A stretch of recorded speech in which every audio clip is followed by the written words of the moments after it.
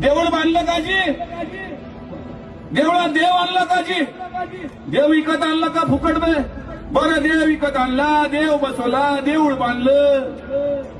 आज तुमच्या देवानं अंग धुतलं का रे? अरे ज्याला अंग धुवायची अक्कल नाही तो देव कसा? तुमच्या देवा पुढे कुत्रा आलं, निवड ठेवला, कुत्रा आलं, कुत्र निवड चाटायला लागलं, देवानं हाकाललं काजी? अरे ज्याला निवदावरचं कुत्र हाकलायची अक्कल नाही तो देव कसा? तुमच्या देवाला धोतर घालता येते काजी? नाही. आणि ज्याला धोतर नेसायची अक्कल नाही तो देव कसा? देव तेवढाच नाही तर मग हाय कुठं? धरती पैदा झाली तापासून देव कोण पाहला नाही, देव कोणाला दिसला नाही, देव पाहायची वस्तू नाही.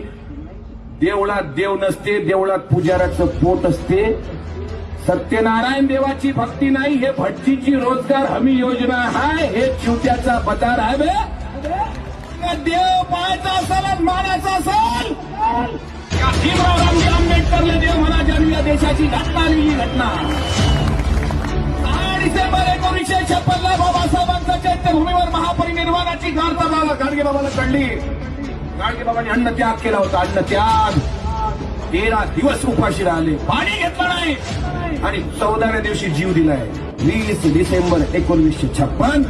हे नातं रक्ताच्या पलीकडचं नातं आहे साहेब.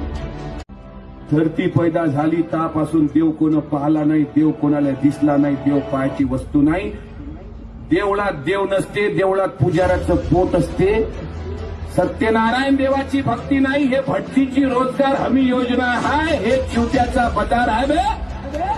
बे देव पाहायचा असेल, मानायचा असेल, भीमराव रामजी आंबेडकरला देव म्हणा. ज्यांनी या देशाची घटना लिहिली, घटना.